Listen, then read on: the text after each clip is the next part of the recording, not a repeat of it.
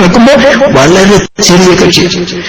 ആ ചെറിയ കക്ഷി ഇല്ലെങ്കിൽ അത് നശിച്ചു പോയാൽ നബി കരീം സല്ലല്ലാഹു അലൈഹി വസല്ലം സഹാബത്തും ധരിച്ചതുപോലെ തന്നെ കേരളത്തിൽ ഇസ്ലാഹി പ്രസ്ഥാനം ഉണ്ടാവില്ല. ക്ഷണിക്കാൻ ആളുണ്ടാവില്ല. അത് നശിക്കാൻ ആരാണ് കാരണമാകുന്നത്? പരലോകത്ത് അള്ളാഹുവിന്റെ മുന്നിൽ ഉത്തരം പറയേണ്ടി വരും, ചോദ്യം ചെയ്യപ്പെടും. ഗൗരവമായ അവസ്ഥയിൽ കുട്ടിക്കളിയല്ല, ഇത് തമാശയല്ല. പ്രബോധനം പ്രവാചകന്മാർ നിർവഹിച്ച പ്രബോധനമാണ്. അതിന് സഹായകമായ കാര്യങ്ങൾ ചെയ്യാന്നല്ലാതെ അതിനെ എന്തെങ്കിലും നിരക്ക് പ്രതിസന്ധിയിലാക്കുന്ന പ്രവർത്തനങ്ങൾ അത് പിശാചിനെ സഹായിക്കുന്നതാണ്. അത് അല്ലാഹുവിൽ കുറ്റകരമായിരിക്കും എന്ന് മാത്രം ഞാൻ ഓർമ്മപ്പെടുത്തുന്നു. കുറച്ച് സമയം ഒരുപാട് കാര്യങ്ങൾ ഇതുമായി ബന്ധപ്പെട്ട് പറയാനുണ്ട്. കാരണം ഇതിന്റെ ഒരു എളിയ പ്രവർത്തകൻ എന്ന നിലയ്ക്ക് ഇതിനോടൊപ്പം നിന്ന് കണ്ട് മനസ്സിലാക്കി ചർച്ചയിൽ പങ്കെടുത്ത് ഇതുമായൊക്കെ ഒരുപാട് സമയം ചെലവഴിച്ചാണ്. അതുകൊണ്ട് തന്നെ ഇതുമായി ബന്ധപ്പെട്ട എങ്ങനെയായ കാര്യങ്ങൾ, സംഘടനാപരമായ കാര്യങ്ങൾ, സംശയങ്ങൾ സതുദ്ദേശത്തോടുകൂടി അത് അറിയാൻ ആഗ്രഹിച്ചുകൊണ്ടാണ് വന്നതെങ്കിൽ, അങ്ങനെ ആർക്കെങ്കിലും സംശയമുണ്ടെങ്കിൽ അതിനുള്ള അവസരം കൂടി ഇവിടെ അതിന്റെ ഔദ്യോഗികമായ ആളുകൾ ഇവിടെ സംസാരിക്കും. വെറുതെ പുറത്തൊരു ചർച്ചയാക്കി ഈ സംഘടനക്ക് ഇപ്പോൾ നിങ്ങൾ കണ്ടില്ലേ ഏതിലൊക്കെ പ്രബോധനം കാര്യപ്പോ നമ്മളെ വിലയിരുത്തുന്നത് എല്ലാ പത്രങ്ങളിലും വരികയാണ്. ഓരോ മാധ്യമങ്ങളും നമ്മൾ പരിഹസിക്കാൻ തോന്നും. ഇതിനൊക്കെ കുറ്റക്കാരാരാ, കാരണക്കാരാണ്? അള്ളാന്റെ മുന്നിൽ ഉത്തരം പറയേണ്ടത്. ഒരു തൗഹീദി പ്രസ്ഥാനം സമൂഹത്തിൽ ഉയർന്നു വന്നിരുന്ന അന്തസ്സുള്ള പ്രസ്ഥാനമായി, ശത്രുക്കളാൽ പോലും പ്രകീർത്തിക്കപ്പെട്ട പ്രസ്ഥാനമായി, ദീർഘ ചരിത്ര പാരമ്പര്യമുള്ള ഒരു നവോത്ഥാനത്തിന്റെ പ്രസ്ഥാനത്തെ കുട്ടിക്കളിയിലേക്ക് കൊണ്ടുപോയി, ദുർവാശിയിലേക്ക് കൊണ്ടുപോയി, അഹങ്കാരത്തിന്റെ പേരിൽ സംസാരിച്ച് എന്തെങ്കിലും കുറവുകളും കോട്ടങ്ങളും അതിനുണ്ടാക്കിയാൽ അള്ളാഹു ഇഷ്ടപ്പെടുകയില്ല. അങ്ങനെ തൽക്കാലം ചിരിക്കാൻ ആളെ കിട്ടും, കൂടെ കൂടാൻ ആളെ കിട്ടും. ഇങ്ങനെ നശിപ്പിക്കേണ്ട ഏറ്റവും ഗുണമേതാണ് എന്നാണ് നമ്മൾ ആലോചിക്കേണ്ടത്. ഞാൻ എന്റെ വാക്കുകൾ അവസാനിപ്പിക്കുന്നു. ഇനി ഇൻഷാ അല്ലാഹ് അവസരം പോലെ ബന്ധപ്പെടാം. അല്ലാഹു തആല ഈ മഹത്തായ പ്രസ്ഥാനത്തിന്റെ പ്രവർത്തകരായി പരലോകത്ത് പുണ്യം ലഭിക്കുന്ന സാന്നിധ്യങ്ങളിൽ അല്ലാഹു തആല നമ്മെ ഉൾപ്പെടുത്തുമാറാകട്ടെ. എന്തെങ്കിലും തെറ്റുകൾ, എന്തെങ്കിലും പാലിച്ചകൾ വന്നിട്ടുണ്ടെങ്കിൽ അല്ലാഹു തആല മാത്രമാണ് പൊറുക്കുന്നവൻ. അത് നമുക്ക് പുറത്തു തരുമാറാകട്ടെ. വാക്കുകൾ ഞാൻ അവസാനിപ്പിക്കുന്നു. വാഖിർ ദഅവാനാ അൽഹംദുലില്ലാഹി റബ്ബിൽ ആലമീൻ. അസ്സലാമു അലൈക്കും വറഹ്മത്തുള്ളാഹി വബറകാതുഹു. സഹോദരന്മാർ ദയവായി ശ്രദ്ധിക്കുക. മഗ്‌രിബിന് ശേഷമുള്ള നമ്മുടെ സംശയ ദൂരീകരണ അവസരത്തിന് വേണ്ടിയുള്ള പേപ്പറുകൾ നിങ്ങൾക്ക് വളണ്ടിയേഴ്സ് വിതരണം ചെയ്യുന്നതാണ്. അത് നിങ്ങളുടെ ചോദ്യങ്ങൾ അതിൽ വ്യക്തമായി എഴുതി മൈക്ക് പോയിന്റിൽ ഏൽപ്പിക്കണമെന്ന് വിനീതമായി അഭ്യർത്ഥിക്കുന്നു. നിങ്ങൾ അഭിമുഖീകരിച്ച് നമ്മുടെ ജമിയത്തുൽമയുടെ secretary M Muhammad Madani KJU message, Kerala ജമിയത്തുലയുടെ മെസ്സേജ് എന്താണ് എന്നുള്ള സംഗതി വിശദീകരിക്കുന്നു.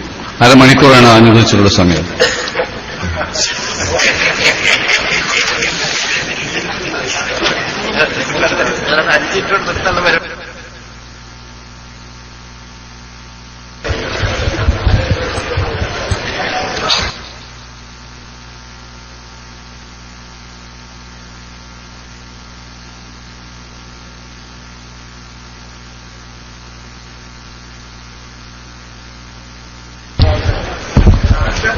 السلام عليكم.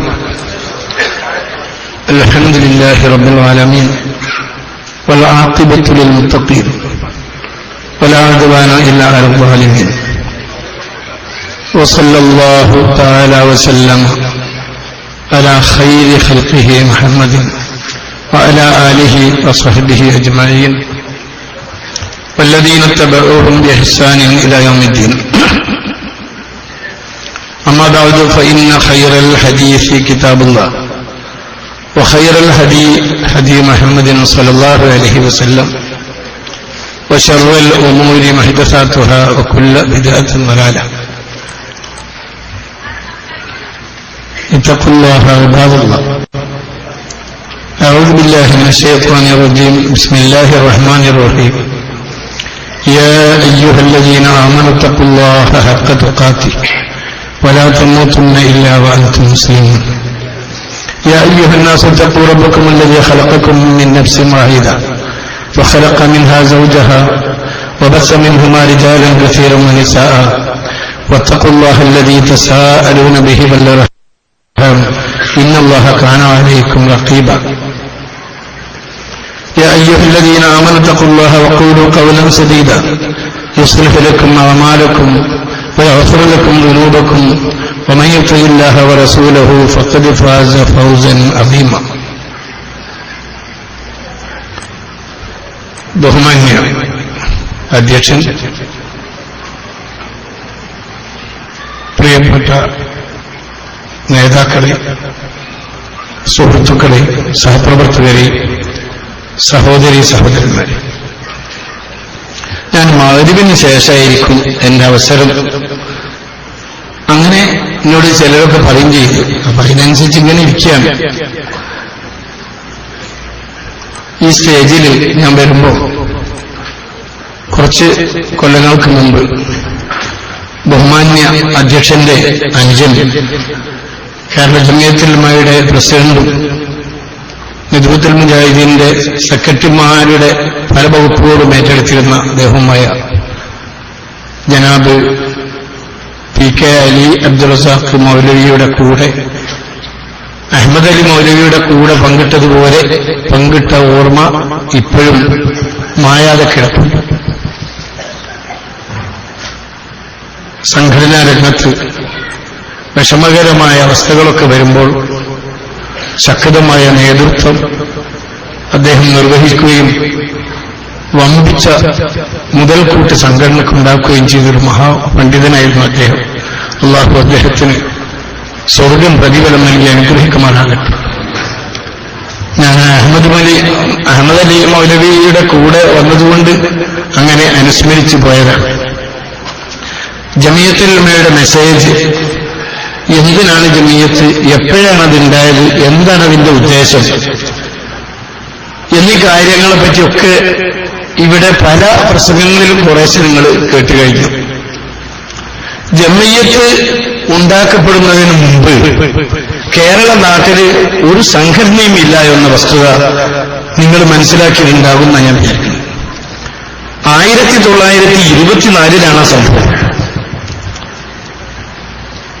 ആലുവ മണപ്പുറത്ത് വെച്ചിട്ടാണ് അത് രൂപീകരിക്കപ്പെട്ടത്. അപ്പൊ അതിനു മുമ്പ് മുസ്ലിമീങ്ങളുടെ സ്ഥിതി എന്തായിരുന്നു, നാട്ടിലെ സ്ഥിതി എന്തായിരുന്നു എന്നുള്ളത് പഠന വിധേയമാക്കുന്ന ഒരാൾക്ക് ഇതിന്റെ നാടും അതിന്റെ സ്വഭാവവും മനസ്സിലാക്കാൻ കഴിയുകയുള്ളൂ. ഇസ്ലാമിനൊരു തത്വമുണ്ടെന്ന് നിങ്ങൾക്കൊക്കെ അറിയാം. ഞാൻ വളരെ സന്തോഷിക്കുന്ന ഒരു കാര്യം, കേരള ഹിദ്ബത്തുൽ മുജാഹിദീൻ നേരിട്ട് നടത്തുന്ന, കേരള ജമിയത്തുൽ ഉലമ നേരിട്ട് നടത്തുന്ന 2 സ്ഥാപനങ്ങളിലെ എന്റെ പ്രിയപ്പെട്ട കുട്ടികൾ, ഞങ്ങളുടെ പ്രിയങ്കരായ മക്കൾ ഇവിടെ ഉയർന്ന് പഠിക്കുകയും നിങ്ങളോടൊപ്പം സദസ്സിൽ അവർ സമ്മതിക്കുകയും ചെയ്യുന്നു എന്നത് ഏറെ സന്തോഷകരമായ കാര്യം.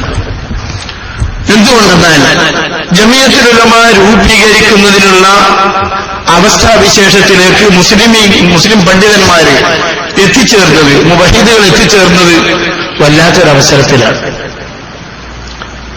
ഇവിടെ ഇല്ലാത്ത തോന്നിയാസങ്ങളൊന്നുമില്ലാത്ത ഒരു സന്ദർഭമാണത്. മുസ്ലിമീങ്ങൾ തമ്മിൽ തന്നെ കുടിപ്പക കൊണ്ട് ഇടങ്ങറായ കാലാണ്. അതുകൊണ്ടാണ് ഐക്യസംഘം ഉണ്ടാക്കിയത്. കൊടുങ്ങല്ലൂരിലെ മുതലാളിമാരും അവരോട് പിൻപറ്റിയ ആൾക്കാരും തമ്മിൽ നല്ല നടത്ത് സ്നേഹത്തിൽ കഴിയണമെന്നേ അന്ന് ഉദ്ദേശിച്ചുള്ളൂ. ഇതൊരു നല്ല കാര്യമാണെന്ന് ബോധ്യപ്പെട്ടപ്പോൾ കേരളം ഒട്ടുക്കുന്നത് അനിവാര്യമാണ് എന്ന് ബോധ്യപ്പെടുകയും അത് വികസിപ്പിക്കുകയും ചെയ്താണ്. ആ സംഘടന അതിനൊരു ഭാഗമാവുകയും അതിൽ പ്രവർത്തിച്ച മഹാരഥന്മാരുടെ പ്രവർത്തന ഫലമായി കേരളത്തിലെ ഇസ്രായേൽ ഖുർആനും സുന്നത്തും മനസ്സിലാക്കിയ പണ്ഡിതന്മാർ ആലോചിച്ച് പണ്ഡിതന്മാർക്ക് നേതൃത്വം നൽകുകയും ചെയ്യുകയും ചെയ്തത്. നിങ്ങൾ കേട്ടല്ലോ, അഹമ്മദ് അലി സാഹിബ് ഇവിടെ പറഞ്ഞത്, എന്തിനാ രൂപീകരിക്കുന്നത്, ഇവിടെന്താ ആവശ്യം? നമ്മൾ ആരാധനങ്ങളിൽ കേരളത്തിൽ ഇസ്ലാഹി പ്രസ്ഥാനം കൊണ്ട് ലോകത്തിന്റെ മുഴുവൻ ചരിത്രവും ശ്രദ്ധയും നമ്മോടൊപ്പം തിരിഞ്ഞൊരു നേരത്താണ്. ലോകത്തെ ഇസ്രായേൽ സംഘടനകളുടെ നേതൃത്വത്തിലും ഇത്രയധികം മെമ്പർഷിപ്പുള്ള ഒരു സംഘടന ലോകത്തെവിടെയുമില്ല. കാരണം ഇന്ത്യയിലെ അഹ്ലുൽ ഹദീസിന് 3 കോടി ജനങ്ങൾ മെമ്പർഷിപ്പുള്ളവരാണ്. അത്രയ്ക്ക് ഇസ്ലാഹി രംഗത്ത് വളരെ ഉയർന്നു നിൽക്കുന്നു നമ്മൾ. സകല ജാതിക്കാരും മതക്കാരും മതവിമർശകരും എല്ലാവിധ ഇസ്ലാമിന്റെ വിരോധികളുമുള്ള ഒരു ദളത്തിലാണ് ഇസ്ലാമികമായി ഇത്ര വളർച്ചയും പുരോഗതിയും ഉണ്ടായിത്തീർന്നത്. കേവലം അതിന്റെ ഒരു ശാഖ മാത്രമാണ് കേരള ജമിയത്തുൽ ഉലമായുടെ നേതൃത്വത്തിൽ നടക്കുന്ന കേരള നേതൃത്വ മുജാഹിദീൻ. ഞാൻ പറയാൻ കാരണം അന്നുള്ള സ്ഥിതി ഞാൻ 1-2 ഉദാഹരണങ്ങൾ പറയുമ്പോൾ എന്റെ സമയം മണിക്കൂറാണ്, അത് വേറെ കാര്യം. ആവർത്തന വിരസത തോന്നരുത്, പെട്ടെന്ന് നിർത്തി ബുദ്ധിമുട്ടാക്കാൻ പറയരുത്. 1-2 കാര്യം പറയട്ടെ. മുസ്ലിമീങ്ങളുടെ സ്ഥിതി ഇവിടെ ഞാൻ ടി ബി പറഞ്ഞാതിരി ഒരു ഖുറാഫിയായി വളർന്ന് അങ്ങനെ ജീവിച്ചാണ്. എന്റെ നാട്ടില് മദ്രസയിൽ പഠിക്കുന്ന കാലത്താണ് വസൂരിണ്ടായി കുറെ ആൾക്കാർ മരിച്ചത്. 2 മനുഷ്യന്മാരെ കൊടിയത്തൂർ പ്രദേശത്ത് വസൂരിണ്ടായി സുഖമായ ആളുണ്ട്. അതുകൊണ്ട് എല്ലാ പണിയും അവർക്കാണ്. ഇയാളെ പരിരക്ഷിക്കലും നോക്കലും മയ്യത്ത് കുളിപ്പിക്കലും കഫൻ ചെയ്യലും മയ്യത്ത് കൊണ്ടുപോകലും നമസ്കരിക്കലും കബറ് വെട്ടലും മരമാണെങ്കിലും ഒക്കെ എല്ലാം കഴിഞ്ഞാൽ മുസ്ലിമീങ്ങൾ ഒന്നായിട്ട് പുറത്തിറങ്ങും. എന്നിട്ട് അവര് യാറത്തിങ്ങനെ ഒരു കൊടി എടുത്തിട്ട് നാട്ടിലിങ്ങനെ ഊരി ചുറ്റും. അപ്പൊ ചെറിയൊരു വെയിറ്റുണ്ട്, നിങ്ങൾക്കൊക്കെ അറിയാം.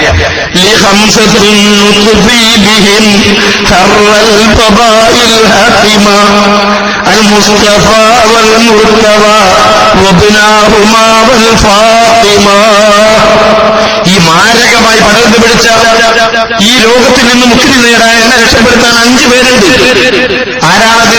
അഷ്റഫുൽ ഖൽഖ് സല്ലല്ലാഹു അലൈഹി വസല്ലം, അദ്ദേഹത്തിന്റെ മരുമകനായ അലി റളിയല്ലാഹു അൻഹു, അവരെന്താവുടെയും പ്രിയങ്കരായ മക്കൾ ഹസനും ഹുസൈനും ഫാത്തിമയും ഉണ്ട് എനിക്ക് എന്ന് ഷിയാക്കൾ പാടി നടന്നതാണ്. സുന്നികളായ മുസ്ലിമീങ്ങളായ കേരളത്തിലെ ആൾക്കാർ പാടി നടന്ന് ഈ പകർച്ചവ്യാധിക്കെതിരെ പ്രതികരിച്ച് അന്നാണ് പണ്ഡിതന്മാർ പറയാൻ തുടങ്ങിയത്, നിങ്ങൾ രോഗത്തിന് ചികിത്സിക്കണം, നിങ്ങൾ ചികിത്സിക്കൂ, രോഗത്തെ ചികിത്സിക്കൂ എന്ന് പറഞ്ഞു പഠിപ്പിക്കുകയും അതിനുള്ള വേണ്ടതൊക്കെ ചെയ്തു കൊടുക്കുകയും ചെയ്തു. ഇവിടുന്ന് പോരാണ് മുസ്ലിമീങ്ങൾ. ഇത് മനസ്സിലാക്കാത്ത ഒരു മനുഷ്യൻ മുജാഹിദ് പ്രസ്ഥാനത്തിൽ വളർന്നു വരുമ്പോണ്ടാകുന്ന ദോഷം പറയുമ്പോൾ പൊന്നും കുട്ടികളെ ഇഷ്ടപ്പെടായിരുന്നു, ദേഷ്യം തോന്നരുത്, ഇത് മനസ്സിലാക്കിയ മതിയാവും. ഉമർ റളിയല്ലാഹു ഒരു വാക്ക് ചരിത്രത്തിൽ പഠിച്ചിട്ടില്ലേ?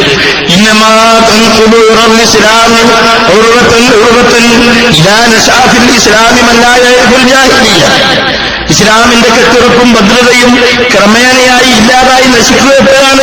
മുസ്ലിമീങ്ങളുടെ കൂട്ടത്തിൽ ജാഹിലിയ്യത്ത് എന്താണ് എന്ന് മനസ്സിലാക്കിയിട്ടുള്ള ആൾക്കാർ വളർന്നു വരാതിരിക്കുമ്പോഴാണ്. എന്ന് പറഞ്ഞാൽ ജാഹിലിയ്യത്ത് കഴിഞ്ഞതിന് ശേഷം വളർന്നു വരുന്നവർ എല്ലാം കാണുമ്പോൾ സുന്ദരം. ഞങ്ങളിവിടെ വന്നപ്പോൾ നിങ്ങളിവിടെ ഒരുങ്ങിയിരിക്കുക, കസാര റെഡിയാണ്, മൈക്ക് റെഡിയാണ്, സൽക്കാരം കൂടുതലുണ്ട്, ഒക്കെ ഉണ്ട്. എന്നാൽ സെയ്ദ് മലിയും കെ കെ ജമാലുദ്ദീൻ മൗലവിയും കെ പി മുഹമ്മദ് മൗലവിയും പോലുള്ള കെ മൗലവി പോലുള്ള ആൾക്കാർ പ്രസംഗിക്കാൻ പോയാൽ അങ്ങനെയല്ല. അവരാളുണ്ടാക്കും, അവരൊച്ചടും, എന്നിട്ട് അവരൊരു ഇറയത്ത് കയറിയെന്ന് ഉറക്കെ പോവും. ഇതെങ്ങനൊന്നും പറയാണ്ട് ഇതൊന്ന് കേൾക്കിങ്ങള്, അതിൻ്റെ ഇടയ്ക്ക് അടിവരും, ഏറുവരും, ചീത്തപടിയുണ്ടാകും. അമുസ്ലിമികളാണ് പലപ്പോഴും രക്ഷപ്പെടുത്തല്. ഇങ്ങനെയാണ് കുട്ടികളെ ഈ പ്രസ്ഥാനം വളർന്നു വന്നത്. ഞാൻ ഒരു ഉദാഹരണം പറയട്ടെ. മുസ്ലിം പെണ്ണുങ്ങളുടെ കഥ പറഞ്ഞാൽ പറയില്ല. ഞാൻ ഒരു മുസ്ലിം പെണ്ണുങ്ങൾക്ക് ഭർത്താവിന്റെ പേര് പറയുന്നോട് നടന്നില്ല. ഭർത്താവിന്റെ പേര് മുഹമ്മദാണെന്ന് പറഞ്ഞാൽ തലാഖാണെന്നോട് വിചാരിക്കരുത്. അപ്പൊ അത് പറയുമ്പോൾ നിങ്ങൾക്ക് എന്ത് ഉത്തരം പറയാനും അതിലൊരു കഥയുണ്ട്. പിന്നെ മൊയ്ത് മൗലവി അദ്ദേഹത്തിന്റെ ഇസ്ലാഹി പ്രസ്ഥാനത്തിന് ചിന്ത എഴുതിയപ്പോൾ എഴുതി, പിന്നെ ഒരു പെണ്ണ് അവളുടെ ഭർത്താവ് മദ്രാശി പോയി പണമയച്ചു. അതുമായി പോസ്റ്റ്മാൻ വന്നപ്പോ ഓൾ വാങ്ങാൻ വേണ്ടി ഭർത്താവിന്റെ പേര് ചോദിച്ചാൽ പേരോട് പറഞ്ഞില്ല. എന്തായാലും കെട്ടിയവനെന്നേ ഓട് പറയുന്നു, അല്ലെങ്കിൽ പുതിയാപ്പിളാന്നേ പറയുന്നു. അങ്ങനെ ഇടങ്ങറായപ്പോ ഇയാൾ പറഞ്ഞു, ഞാൻ പണം മടക്കിയാക്കും. അപ്പൊ ബുദ്ധിയുള്ള പെണ്ണ് വളരെ ആലോചിച്ചിട്ട് ബേജാറോടുകൂടി പറഞ്ഞു, 50 കൂട്ടിയിട്ട് ദീനി നയമ ചേർത്തിയാൽ മതി. അപ്പോ ഇന്ന് എന്തിനപ്പത് പറയണേ? കേൾക്കണം. വക്കം അബ്ദുൽ ഖാദർ മൗലവിയെ പറ്റി അറിയാമോ? അദ്ദേഹത്തിന്റെ മകന്റെ പേര് അബ്ദുൽ ഖാദർ എന്നാണ്. എന്തേ? മൂപ്പരെ ഭാര്യയെ കൊണ്ട് ഭർത്താവിന്റെ പേര് വിളിപ്പിക്കാൻ എന്റെ പണിയാണ്.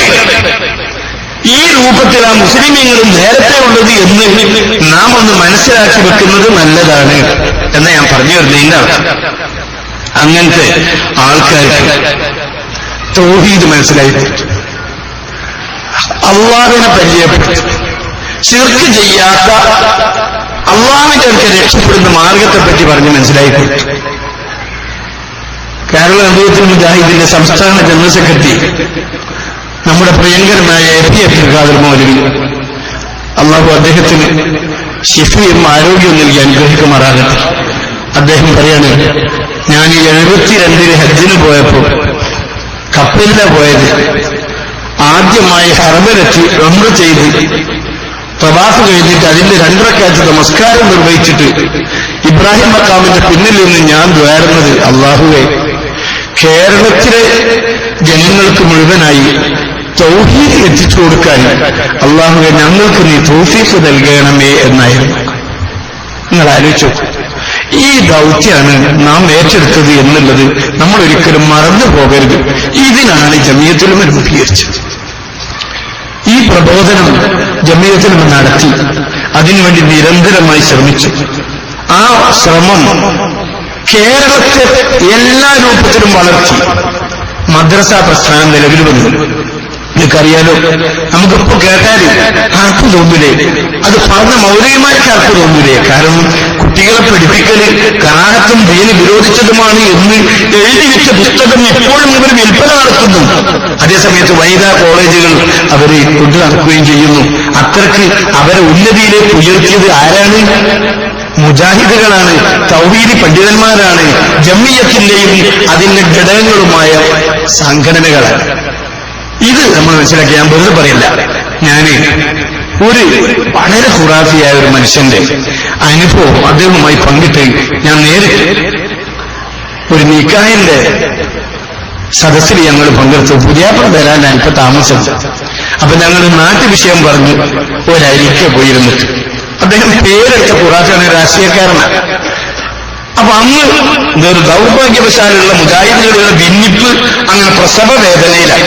എന്ന് പറഞ്ഞാൽ ആളില്ലാത്ത ബാറോലകള്, നോട്ടീസുകൾ, അങ്ങനെ നിങ്ങൾക്കറിയാലോ സെലസുൽ ബൗലു എന്നൊക്കെ പറഞ്ഞിട്ട് സെലസബിയിലെ പുച്ഛിച്ചുകൊണ്ട് ഈ പിരിഞ്ഞു പോയവർ എഴുതിയുണ്ടാക്കി അങ്ങനെ എ.പി. അബ്ദുൽ ഖാദർ മൗലവിനെ വളരെ കൊച്ചാക്കുന്ന രൂപത്തിലൊക്കെ പറയാതെ കാർട്ടൂണുകളായി വന്ന ആ സന്ദർഭത്തിൽ ഇത് കണ്ട് ബേജാറായ മനുഷ്യൻ ഞങ്ങൾ സംസാരിച്ചുകൊണ്ടിരിക്കുക എഴുന്നേറ്റ് നിന്നിട്ട് എന്നെ അണച്ചു പിടിച്ചിട്ട് പറഞ്ഞു, മതി, എന്ത് സംഭവിച്ചാലും നിങ്ങൾ ഭിന്നിക്കരുത് കേട്ടോ, നിങ്ങളുടെ മുജാഹിദുകൾ ഭിന്നിക്കരുത്. നിങ്ങൾ ഭിന്നിച്ചാൽ ഞങ്ങൾ ബിംബാരാധന നിർത്തൂല മതിന്. എന്റെ ആ സുഹൃത്തിന്റെ വാചകം ഇങ്ങനെ തന്നെയാണ്. നിങ്ങൾക്ക് ഇത് വേറെ ഒരു പറഞ്ഞു വിറ്റന ഉണ്ടാക്കാനല്ല പറഞ്ഞത്. ഒരു വേദന നിങ്ങളുമായി പങ്കിടുകയാണ്, ഒരു മനുഷ്യന്റെ വേദന. അദ്ദേഹം നമ്മുടെ ആശയക്കാരനല്ല. അത്രക്ക് ഈ പ്രസ്ഥാനത്തിന്റെ പ്രവർത്തനങ്ങളിലേക്ക് ആവശ്യമുണ്ട് ജനങ്ങൾക്ക് എന്നത് നമുക്ക് മനസ്സിലായിട്ടില്ല. അങ്ങനെ മദ്രസകളുണ്ടായി, ദീനീ വിദ്യാഭ്യാസം ഉണ്ടായി, സ്കൂളിലേക്ക് സമൂഹത്തെ പഠിപ്പിച്ചു, കോളേജുകളുണ്ടാക്കി. അങ്ങനെ കോളേജുകളുണ്ടാക്കി, പള്ളി ദർസുകളിലേക്ക് തുല്യമായി കോളേജുകളുണ്ടാക്കി. ആ കോളേജുകളിൽ നിന്ന് പുറത്തു വന്നവരാണ് നമ്മുടെ നോക്കുകൾ വന്യവയോധികനായ നമ്മുടെ ഈ പ്രസിഡന്റ്. 80 പിന്നിട്ട അദ്ദേഹം മദീനത്തുലുള്ള അറബി കോളേജിന്റെ സന്തതിയാണ്. അദ്ദേഹത്തിന്റെ ശിഷ്യനാണ് ഈ ഇരിക്കുന്ന പ്രസിഡന്റ് അബ്ദുൽ ഖാദർ മദനി. നിങ്ങൾ ആലോചിച്ചു എത്ര പ്രായം അവർക്കുണ്ടാക്കും. എന്നാൽ അവർ രണ്ടുപേരും മദീനത്തുൽ അറബി കോളേജിന്റെ സന്തതികളാണ്. ഞാൻ മദീനത്തുൽ അറബി കോളേജ് എന്ന് പറഞ്ഞാൽ അറബി കോളേജ് നിലവിൽ വരികയും അതിലൂടെ പ്രബോധകന്മാരെ രംഗത്തിറക്കുകയും ചെയ്തത് ജമിയത്തിന്റെ ഈ പ്രവർത്തനം കൊണ്ടാണ്. ജമിയത്ത് നേരിട്ട് നടത്തുന്ന ഒരു വലിയ സ്ഥാപനമാണ് യഥാർത്ഥത്തിൽ മദീനത്തുൽ അറബി കോളേജ്. ഞാൻ പറഞ്ഞു വരുന്നത് ആ രൂപത്തിലുള്ള അധ്വാനവും പ്രവർത്തനങ്ങളും വളരെ ഭംഗിയായി നടന്നു. മാത്രവുമല്ല, വിദ്യാഭ്യാസ രംഗത്ത് സർവ്വരൂപത്തിലും മുസ്ലിമീങ്ങളെ ഉയർത്തെഴുന്നേൽപ്പിന്റെ ഭാഗത്തേക്ക് കൊണ്ടുവന്നു. മുസ്ലിമീങ്ങൾ പഠിക്കാൻ തുടങ്ങി. ഇപ്പം നമുക്ക് കൂടുതൽ മാർക്കും വിജയവും ഉണ്ടായപ്പോൾ നമ്മുടെ എതിരാളികൾ എത്ര വരെ പറഞ്ഞു, മലപ്പുറം ജില്ലയിൽ നിന്ന് ഉയർന്ന മാർക്ക് നേടുന്ന കുട്ടികളൊക്കെ കോപ്പി അടിച്ച് വരികയാണെന്ന് ഒരു പേരെടുത്ത രാഷ്ട്രീയ നേതാവിന്റെ വിവരക്കേട് കൊണ്ട് പറഞ്ഞെങ്കിൽ കേട്ടില്ലേ. അപ്പൊ അത്രക്ക് വളർന്നു വരാൻ അടിയിൽ പണിയെടുത്തിട്ടുള്ളത് ജമിയത്തുലുലമയും അതിന്റെ പോഷക ഘടകമായി അതിന്റെ മാർഗദർശനം സ്വീകരിച്ച് പ്രവർത്തിക്കുന്ന 950 രൂപീകൃതമായ കേരള നേതൃത്വ മുജാഹിദിനുമാണ് എന്ന് മനസ്സിലാക്കി തരാനാണ് ഞാൻ ഇത്രയും പറഞ്ഞത്. അതുപോലെ തന്നെ അറബി ഭാഷ പഠിപ്പിക്കുക വളർന്നു വരുന്ന തലമുറക്ക് ആ പഠിപ്പിച്ചതിന്റെ മെച്ചമാണ് നമുക്ക് പലപ്പോഴും കുട്ടികളെ ഈ രൂപത്തിൽ അയക്കാൻ സാധിച്ചത്. ഖുർആനും ഹദീസും പഠിക്കുക, ഖുർആൻ ക്ലാസുകൾ. എന്തായിരുന്നു സ്ഥിതി പണ്ട്? നമ്മുടെ ഖുർആൻ ക്ലാസിനെ പറ്റി കേരളത്തിൽ ആദ്യമായി ഖുർആനിലേക്ക് ജനങ്ങളെ ക്ഷണിച്ചുകൊണ്ടുള്ള വ്യാപകമായ പ്രവർത്തനങ്ങൾ നടത്തിയത് NV അബ്ദുസ്സലാം മൗലവിയും AK അബ്ദുൽ ലത്തീഫ് മൗലവി റഹിമഹുല്ലാഹ്. കേരള നേതൃത്വ മുജാഹിദിന്റെ സ്ഥാപക ജനറൽ സെക്രട്ടറിയാണ് NV അബ്ദുസ്സലാം മൗലവി. അതിന്റെ മറ്റൊരു പിന്നീട് വന്ന സെക്രട്ടറിയാണ് AK അബ്ദുൽ ലത്തീഫ് മൗലവി. അവർ രണ്ടാളും കോഴിക്കോടും അരീക്കോടും ഖുർആൻ പഠിപ്പിച്ചതിന്റെ ഫലം, ആ രണ്ട് പ്രദേശത്തിലുമുണ്ടായിട്ടുള്ള നേട്ടങ്ങൾ, അതിന്റെ പരിസരത്ത് അതിനാലുണ്ടായിട്ടുള്ള പ്രകാശങ്ങൾ നിങ്ങൾ ഓർത്തു നോക്കൂ.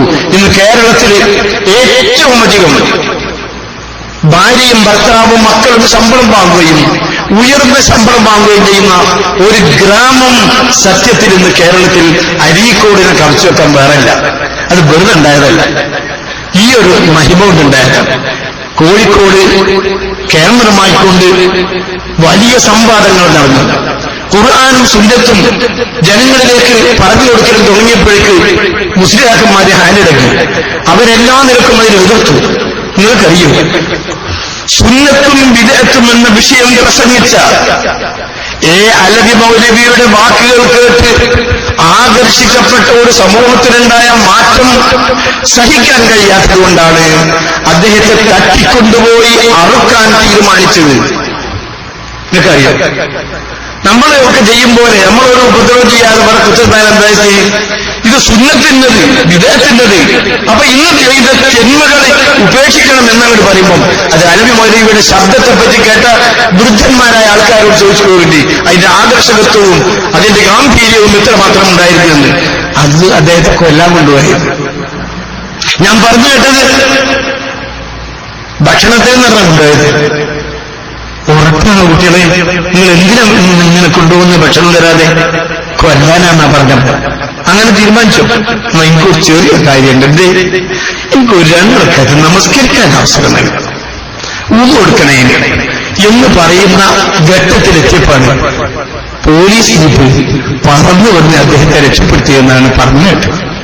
അങ്ങനെയാണ് ഈ പ്രസ്ഥാനം ഉണ്ടായത്. കുട്ടികളെ ഇന്ന് മനസ്സിലാക്കാനാണ്. ജമിയത്തുൽ ഉലമയുടെ സ്ഥാപകന്മാരിൽപ്പെട്ട ഒരാളാണ് അലവി മൗലവി. അതുപോലെ തന്നെ ഖുർആൻ പരിഭാഷ നിങ്ങൾ ആലോചിച്ചു. ഖുർആൻ പരിഭാഷ എങ്ങനെ ഉണ്ടായിത്തീർന്നു? ഖുർആൻ ക്ലാസ്സിലാക്കുക, ഞങ്ങള് അത് എഴുതി കൊടുക്കലാണ്. പിന്നാലത്തിൽ നാം മൗലവിമാരും അറിഞ്ഞേ. ഇപ്പോ ദശദിന ഖുർആൻ വാർഷിക ദശദിനത്തിൽ കുറഞ്ഞ ഏർപ്പാടില്ല ഖുർആനെ പറ്റി. അപ്പോഴും ഒരു ചെറുക്ക് പറയും. അവിടേക്കാണ് അവരെത്തിച്ചേർന്ന്. അത്രക്ക് സമൂഹത്തെ ഖുർആനിലേക്ക് കൊണ്ടുവരാൻ നമുക്ക് കഴിഞ്ഞല്ലോ. അങ്ങനെ ആദ്യമായി ഖുർആൻ പരിഭാഷ എഴുതിയ മനുഷ്യന് കാഫിർ എന്ന പേരാണ് തലശ്ശേരി നൽകിയത്.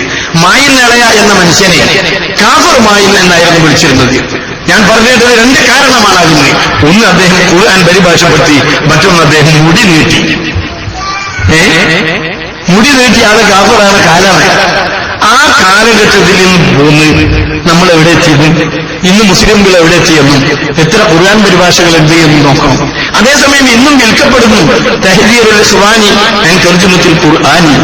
ഖുർആൻ പരിഭാഷപ്പെടുത്തുന്നതിൽ നിന്ന് മുസ്ലിമീങ്ങളെ തടയുന്ന കിതാബുകളുടെ പേര്. അതേസമയം അത്രക്ക് പുരോഗതിപ്പെട്ടു. നമ്മുടെ ഈ ഖുർആൻ പരിഭാഷയുടെ കഥകൾക്കറിയാം.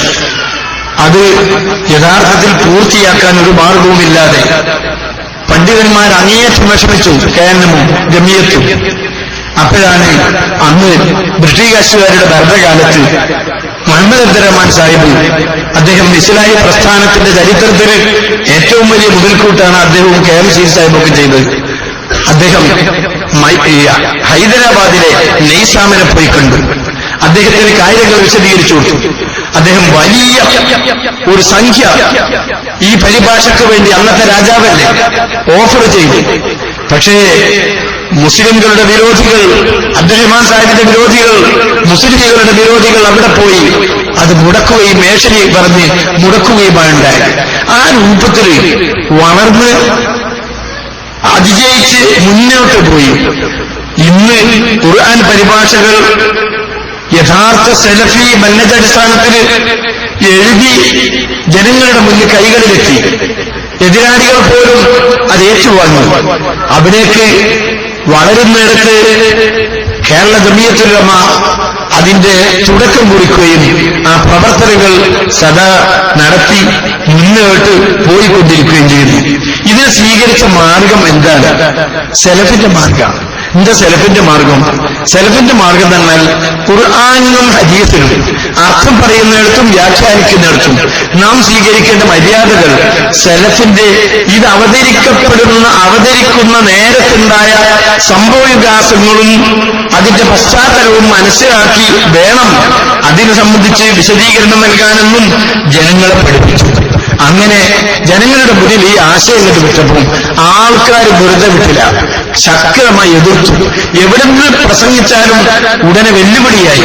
ഈ വെല്ലുവിളിയൊക്കെ ഉണ്ടാകുന്ന ദോഷം ചിലപ്പോൾ കയ്യേറ്റമാകും, ചിലപ്പോൾ വാദപ്രതിവാദങ്ങളുടെ വ്യവസ്ഥയാകും, ചിലപ്പോൾ ഗണ്ണന പ്രസംഗങ്ങളാകും. പേരെടുത്ത ഗണ്ണന പ്രസംഗങ്ങളിൽ പൂനൂർ വാദപ്രതിവാദം, പരപ്പനങ്ങാടി വാദപ്രതിവാദം, കൊടിയത്തൂർ വാദപ്രതിവാദം, ഇതൊക്കെ നിങ്ങൾ കേട്ടിട്ടുണ്ടാവും. മുൻഗാമികൾ ചെയ്തു വെച്ച പ്രവർത്തനങ്ങളാണ്. ചരിത്രത്തിലെ ഏറ്റവും വലിയൊരു സംഭവം കോഴിക്കോട് കേന്ദ്രമായി കൊണ്ട് കുറ്റിച്ചിറ വെച്ച് ലോക ചരിത്രത്തിൽ ദീൻ പ്രബോധനം ചെയ്യുന്ന വിഷയത്തിൽ 12 ദിവസം നീണ്ടുനിന്ന 4 വിഷയങ്ങളെ അധികരിച്ചുകൊണ്ട് 12 ദിവസം നീണ്ടുനിന്ന ഒരു വാദപ്രതിവാദം ലോക ചരിത്രത്തിൽ തന്നെ സത്യത്തിൽ ഉണ്ടാവുകയില്ല. അത് കേരളത്തിൽ മുസ്ലിമീങ്ങളുടെ ഭരണമില്ലാത്ത കേരളത്തിൽ, ധാരാളക്കണക്കിലുള്ള അമുസ്ലിമീങ്ങൾ തിങ്ങിക്കൂടുന്ന കേരളത്തിൽ കോഴിക്കോട് 12 ദിവസം നടന്നു. അതിന്റെ ഫലമെന്തായി? കോഴിക്കോട് മുഴുവനും അതിന്റെ പരിസരങ്ങളിലും മുജാഹിദുകളുടെ പ്രവർത്തനങ്ങൾക്ക് എളുപ്പമായി. 30 പള്ളികളാണ് കോഴിക്കോട് പരിസര പ്രദേശത്ത് ഈ വാദപ്രതിവാദങ്ങൾക്ക് ശേഷം ഉണ്ടായിത്തീർന്നത്. വാദപ്രതിവാദങ്ങളെപ്പറ്റി നമ്മെ വിമർശിക്കുന്ന ആൾക്കാരെന്താണ് പറയാം? നമ്മുടെ പ്രബോധനത്തെപ്പറ്റി അവരെന്താ പറയുക? ശ്മശാന വിപ്ലവം എന്നായിരുന്നു അവർ വിശേഷിപ്പിച്ചിരുന്നത്. എന്താ ശ്മശാന വിപ്ലവം? ഖബർ പൂജയെപ്പറ്റി പറഞ്ഞതിന് അവര് കൊടുത്ത വ്യാഖ്യാനമാണ്. നിങ്ങൾ ആലോചിച്ച് നോക്കൂ. ഖബറ് കെട്ടിപ്പൊക്കി അതിലേക്ക് നേർച്ചകൾ നൽകി അതിന്റെ പേരിൽ ഇന്ന് സമൂഹത്തിൽ കാട്ടിക്കൂട്ടുന്ന തിന്മകളെപ്പറ്റി അവർ ബോധവാന്മാരാണെങ്കിലും ഈ ബോധ്യമായ കാര്യങ്ങൾ ഇപ്പോഴും പാർട്ടി അടിസ്ഥാനത്തിൽ അവർ ചെയ്തുകൊണ്ടിരിക്കുകയാണ്. സത്യം അവർക്ക് ബോധ്യപ്പെട്ടിട്ടുണ്ട്.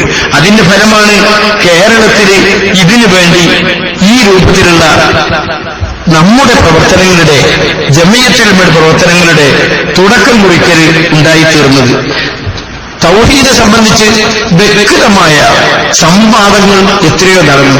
സംവാദങ്ങൾക്ക് വേണ്ടി ഒരു ആമുഖം എഴുതാൻ വേണ്ടി കുണ്ടിതോട് എന്ന സ്ഥലത്ത് ഒരുമിച്ചുകൂടി ജമിയത്തുൽ ഉലമയും സമസ്ത കേരള ജമിയത്തുൽ ഉലമയും കൂടിയിട്ടായിരുന്നു 62 വിഷയങ്ങളെ സംബന്ധിച്ച് വ്യവസ്ഥ എഴുതിയതിനു ശേഷമാണ് സത്യത്തിൽ അത് തിരിച്ചത്.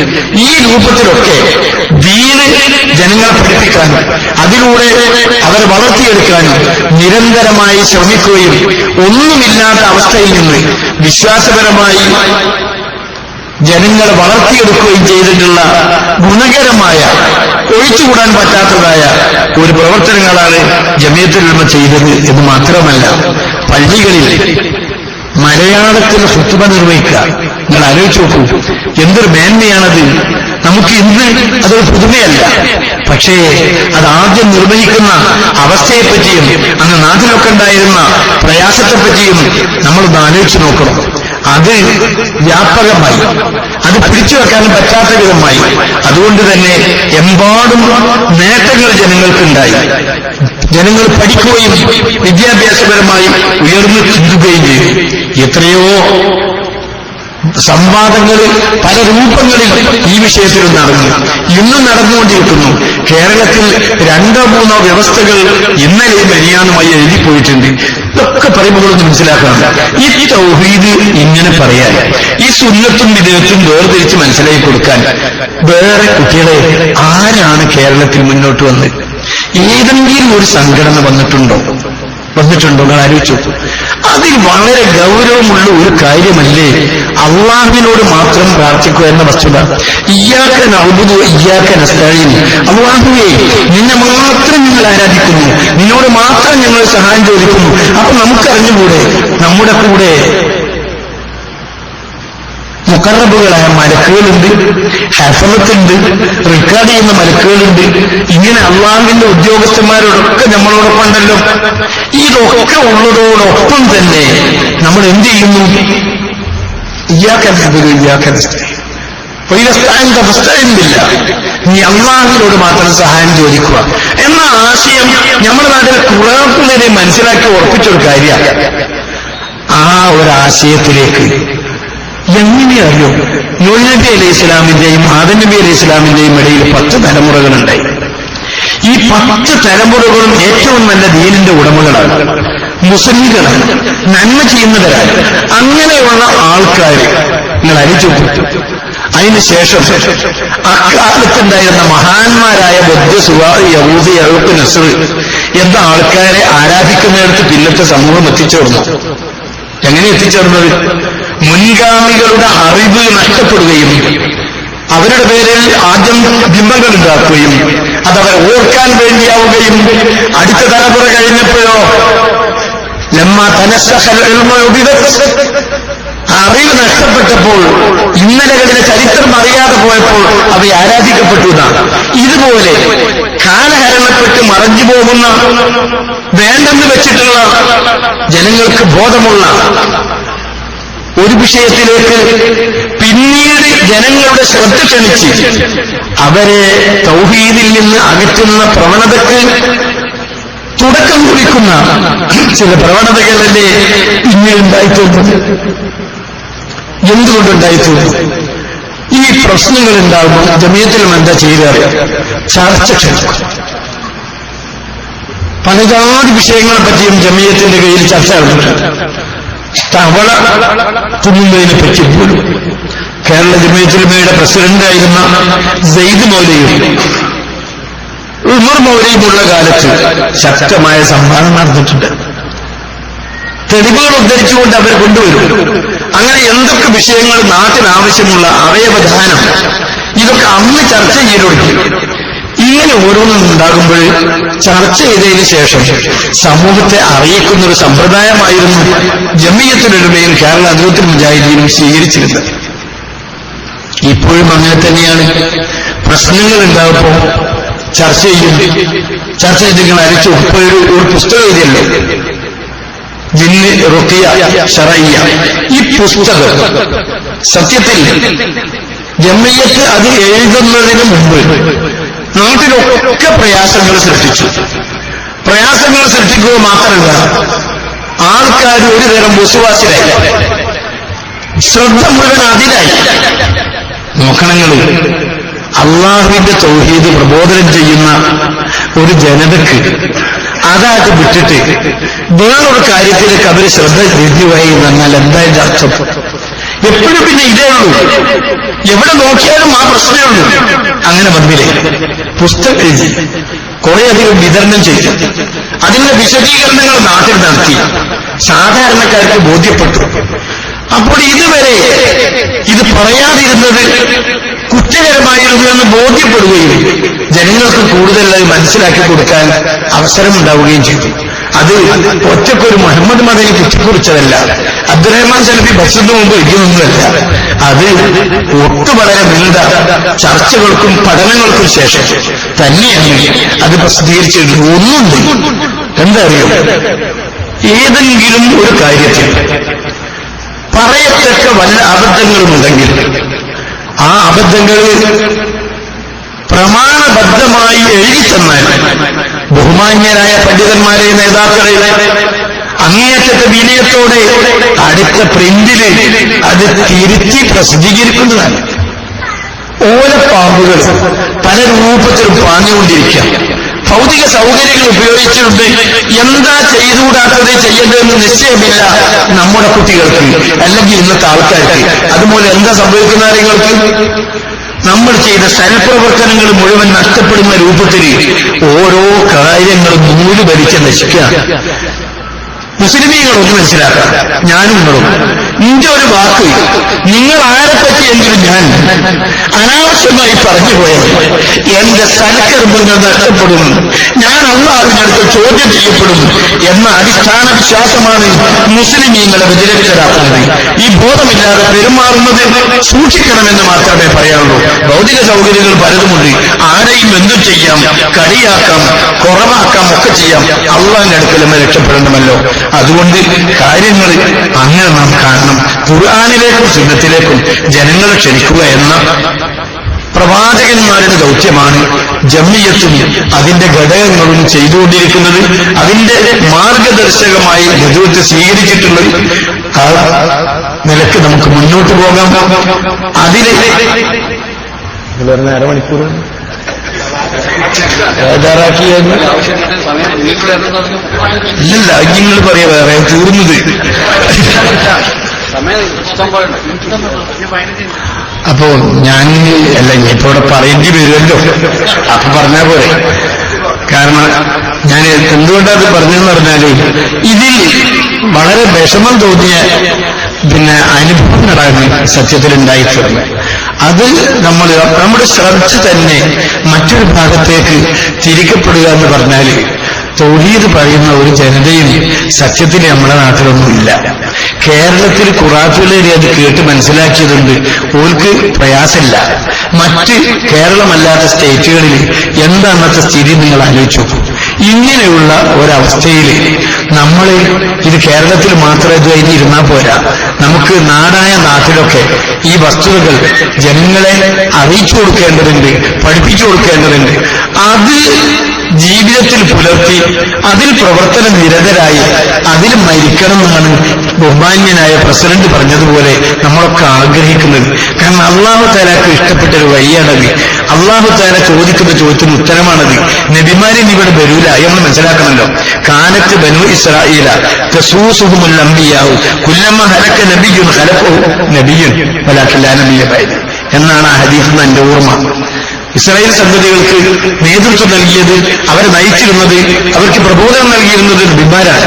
ഒരു നബി വഫാത്താകുമ്പോൾ അല്ലാഹു തആല സ്ഥാനത്തേക്ക് മറ്റൊരാളെ നിയോഗിക്കും. എനിക്ക് ശേഷം ആ ആള് വരൂല, നബി വരൂല എന്ന് റസൂലുള്ള പറഞ്ഞു. അപ്പോൾ റസൂലുള്ളാഹി സ്വല്ലല്ലാഹു അലൈഹി വസല്ലം പറഞ്ഞതിനർത്ഥം ആ ഉത്തരവാദിത്തം നമ്മൾ ഏറ്റെടുത്ത്, അതാണ് ജംഇയ്യത്ത് ഏറ്റെടുത്ത്, അതിനാണ് സംഘടനയായി നിലകൊള്ളുന്നത്. സംഘടനയായി നിലകൊണ്ടാൽ എന്തുണ്ടാവുള്ളൂ എന്നറിയോ? ശക്തമായി നാനാഭാഗങ്ങളിലേക്കും അത് വീശിക്കൊണ്ടുപോകാൻ പറ്റുള്ളൂ. അതിനൊരു സംഘടനക്ക് ഒരു അമീർ ഉണ്ടായി, പ്രസിഡന്റ് ഉണ്ടായി എന്നുള്ളത് ഇസ്ലാമിൽ നിന്ന് പുറത്താവൂല. അതുപോലെ തന്നെ അതിന്റെ കാര്യദർശികൾ ആരുമാവുന്നതും പുറത്താവുകയില്ല. ലോകത്ത് മുഴുവനുമുള്ള സലഫികളുടെ ഇടയിൽ നാടായ നാട്ടിലൊക്കെ എമ്പാടും സംഘടനകളുണ്ട്. ഇഹ്യാഉ തുറാസിൽ ഇസ്ലാം അതിൽപ്പെട്ടതാണ്, ദാറുൽ ബിർ അതിൽപ്പെട്ടതാണ്, അതുപോലെ മുഹമ്മദ് സുന്നിയ്യ, അങ്ങനെ പലയാതി പേരിൽ അറിയപ്പെടുന്ന സംഘടനകൾ ലോകത്തുടനീളമുണ്ട്. നിങ്ങൾക്ക് എന്നെക്കാളധികം അത് എഴുതറിയും. അതൊക്കെ വിധേയത്വം തെറ്റും കുറ്റവുമാണ് എന്ന് ലോകത്തോട് പണ്ഡിതനും പറഞ്ഞിട്ടില്ലെന്ന് മാത്രമല്ല, ഇന്ത്യയുടെ സാഹചര്യത്തെ നാം ഓർക്കണം. നമ്മൾ ഏത് നാട്ടിലാണെന്ന് ഓർക്കണം. ഇവിടെ ഈ നാട്ടില് ബഹുമാന്യ അല്ലാഹു തആല അനുഗ്രഹിച്ച നാടാണ്. ഇവിടെ ദഅവത്ത് നടത്താൻ, അതിന് പണം കൊടുക്കാൻ, വാഹനം ഓടാൻ, കിതാബ് രചിക്കാൻ, മുസ്ലിം പ്രിന്റ് ചെയ്യാൻ എല്ലാത്തിനും സഹായികളുണ്ട്, ആൾക്കാരുണ്ട്. അത് ഇവിടെ എന്നാ പറഞ്ഞുണ്ട്,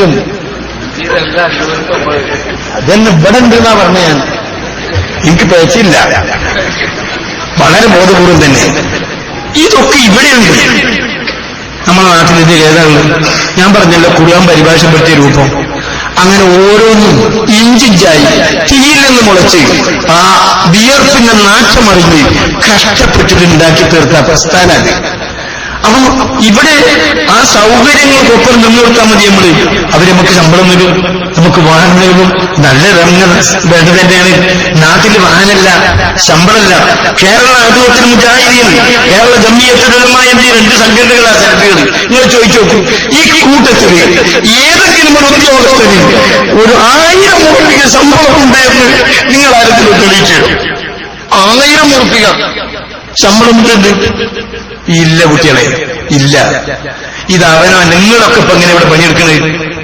കുട്ടികൾക്ക് പോറ്റാങ്ങൾ നയിക്കും, പിന്നെ നിങ്ങൾ ഉച്ചക്കേശം വരെ അവിടെ ഖുർആൻ ക്ലാസ് എടുക്കാൻ, എന്നിട്ട് നിങ്ങൾ ദൈവത്തിന് പോവുക. ഇത് തന്നെ നാട്ടിലെ പണി. ഈ നാട്ടിലെ പണി അതെടുത്തിട്ടാണ് ഈ പ്രസ്ഥാനം വളർത്തിയത്. അത് മറന്നു പോകരുത്. അങ്ങനെ അത് വളരണം, അത് തളരരുത്, അതിനിടങ്കോലിട്ട് പോകരുത് നമ്മുടെ ചിന്തയിൽ. അപ്പൊ എന്താ പറഞ്ഞതിന്റെ അർത്ഥം എന്നറിയോ? അന്ന് ഖുർആൻ പറഞ്ഞില്ലേ സൂറത്തുൽ ഹദീദിൽ, ലാ യസ്തവി മൻ അൻഫഖ മിൻ ഖബലിൽ ഫത്ഹി വഖാതൽ. ഫത്ഹിന് മുമ്പ് മക്കം ഫത്ഹിന് മുമ്പ് വിശ്വസിക്കുക, ധനം വ്യയം ചെയ്യുക, യുദ്ധം ചെയ്യുക, അതും ഫത്ഹിന് ശേഷം അതൊക്കെ ചെയ്താലും രണ്ടും പുണ്യ, പക്ഷേ സമമല്ല. അപ്പൊ കഴിഞ്ഞകാല അധ്വാനങ്ങൾ വളരെ വിലയുള്ളതും അങ്ങേയറ്റം കഷ്ടപ്പെട്ടുണ്ടായതുമാണ്. അതിന്റെ ആനുകൂല്യം പറ്റുന്ന നമുക്ക് അതിന്റെ വിലയെപ്പറ്റി ബോധ്യമാകാതിരുന്നുകൂടാ. AP പറയാറുണ്ട് ഒരു ഉദാഹരണം.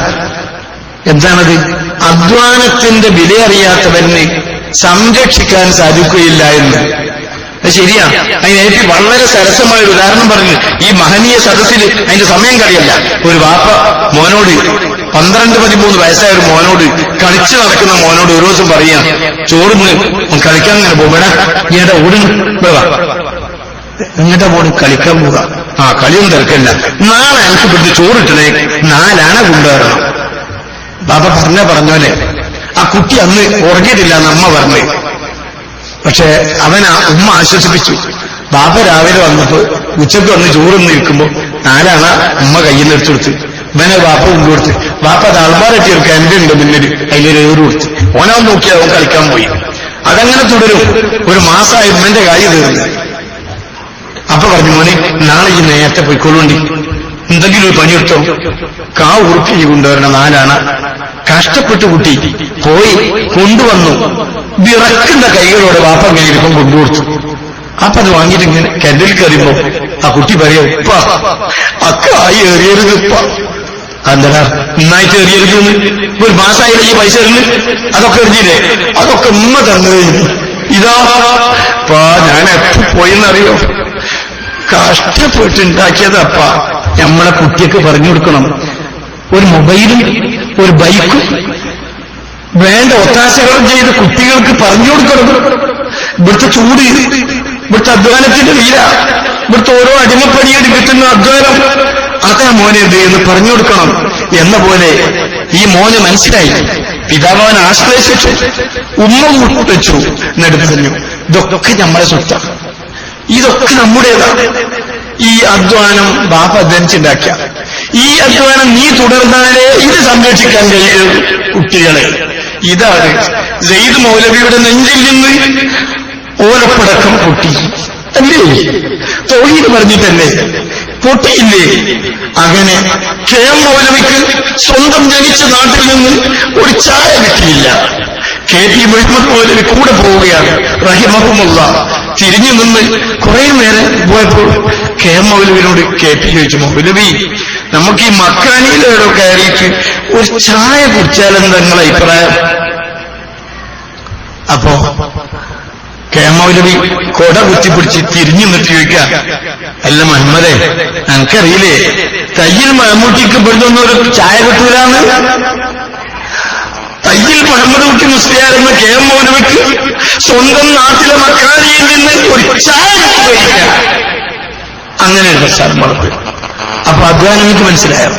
ആ അധ്വാനത്തിലൂടെ വളർത്തിയതാണ് ഇസ്ലാഹി പ്രസ്ഥാനവും അതിന്റെ ആശയങ്ങളും കലിമത്ത് തൗഹീദിന്റെ ഉയർച്ചയും എന്ന് മനസ്സിലാക്കാൻ കഴിയാതെ എന്ന് പറഞ്ഞതിൽ അർത്ഥമുണ്ട്. ഇവിടെ ചർച്ച വരില്ല. ഒരു ദുർബലമായ ഒരു ഹദീസ് കൊണ്ടുവന്ന് മുസ്ലിം പണ്ഡിതന്മാരുടെയും ചെറുപ്പക്കാരുടെയും ഇടയിൽ ചർച്ചയാക്കേണ്ട വല്ല കാര്യവും നമുക്കുണ്ടായിരുന്നു. ഈ ഹദീസ് മുൻഗാമികൾ കണ്ടിട്ടില്ലേ? നമ്മുടെ നാട്ടിലൊന്നുള്ള പണ്ഡിതന്മാരന്ന് ഹദീസ് കണ്ടിട്ടില്ലേ? യായ്പാടുള്ള അഴീനൂനി ഇരുമണ്ടല്ലേ ഈ ഫിത്തനൊക്കെ ഉണ്ടായത്? ആരെ കുട്ടികളെ ഫിത്തനുണ്ടാക്കിയത്? ഇപ്പോഴെങ്കിലും കണ്ണു തുറക്കണ്ടേന്നാണ്. ഞാൻ അധികരിപ്പിക്കുന്നില്ല, എനിക്ക് പറയാൻ കഴിയില്ല.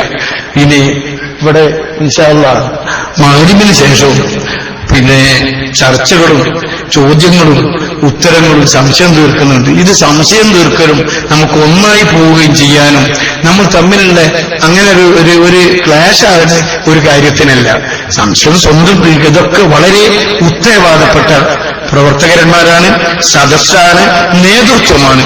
അതൊക്കെ മനസ്സിലാക്കിക്കൊണ്ട് നിങ്ങൾ സജീവരാകണം എന്ന് അപേക്ഷിച്ചുകൊണ്ട് ഈ ഒരു അധ്വാനത്തിന്റെ വില മനസ്സിലാക്കാതെ റസൂലുള്ളാഹിനോട് വരില്ലേ, റസൂലുള്ള ഒരാളെ അയച്ചിട്ട് അയാളെ ദൗത്യം നിർവഹിച്ചപ്പോൾ അയാളെ വാക്കെന്തായിരുന്നു? ഹദീസിൽ പറഞ്ഞ് ദുസ്തു വറബ്ബിൽ കഅബ. അതെ, കൊല്ലപ്പെടുന്നതിന് തൊട്ട് മുമ്പ് അദ്ദേഹം പറഞ്ഞു, ഞാൻ കൊല്ലപ്പെടാം, എന്നാൽ എന്റെ ദൗത്യം ഞാൻ നിർവഹിച്ചു. അതെ, അള്ളാഹുവിന്റെ തൗഹീദ് നമ്മുടെ കൈകളിൽ ഏൽപ്പിച്ചു. ആ ദൗത്യം നാം നിർവഹിച്ചോ എന്ന സംതൃപ്തിയോടുകൂടി നമുക്ക് മരിക്കാൻ കഴിയുകയും അള്ളാഹുവിനെ കണ്ടുമുട്ടാൻ സാധിക്കുകയും ചെയ്യണം. റഹ്മാനായ റബ്ബ് തൗഹീദിന് വേണ്ടി നിലകൊണ്ട് അതിനുവേണ്ടി അധ്വാനിച്ച് അള്ളാഹുവിന്റെ തൃപ്തി നേടാനും അതിൽ ജനങ്ങളെ ഒന്നിച്ചു കൊണ്ടുപോകാനും റഹ്മാനായ റബ്ബ് നമുക്ക് തൗഫീഖ് നൽകി അനുഗ്രഹിക്കുമാറാകട്ടെ എന്ന് പ്രാർത്ഥിച്ചുകൊണ്ട് ഞാൻ എന്റെ കൊച്ചുവാക്കുകൾ അവസാനിപ്പിക്കുന്നു. റബ്ബന തഖബ്ബൽ മിന്നാ ഇന്നക അൻത സമീഉൽ അലീം വതുബ് അലൈനാ ഇന്നക അൻത തവ്വാബുർ റഹീം വഗ്ഫിർ ലനാ യാ ഗാഫിറൽ മുദ്നിബീൻ വർഹംനാ ബിറഹ്മതിക യാ അർഹമർ റഹീമീൻ. അസ്സലാമു അലൈക്കും.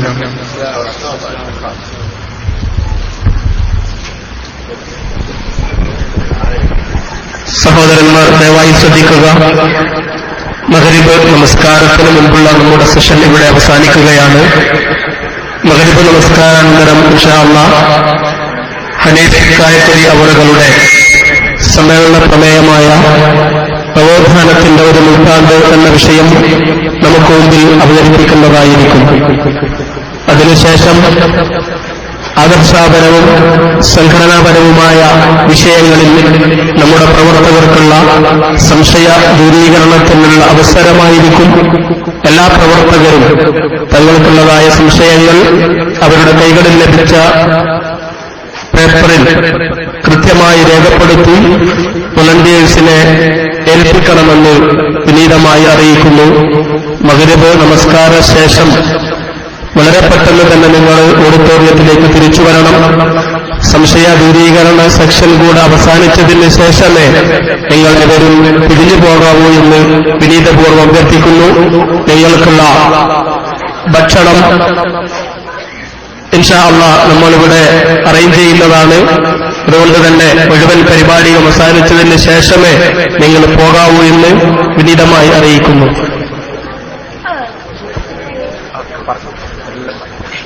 ചോദ്യോത്തര സെഷനിൽ കേരള ജമിയത്തുൽ ഉലമയുടെയും കേരള നദവത്തുൽ മുജാഹിദീനിന്റെയും മുഴുവൻ പണ്ഡിതരും അണിനിരക്കുന്ന പാനലായിരിക്കും മറുപടി നൽകുക. സഹോദരങ്ങൾ വളരെ സംക്ഷിപ്തമായി കൊണ്ടുതന്നെ ചോദ്യങ്ങൾ രേഖപ്പെടുത്തി നൽകണമെന്ന് വിനീതമായി അറിയിക്കുന്നു.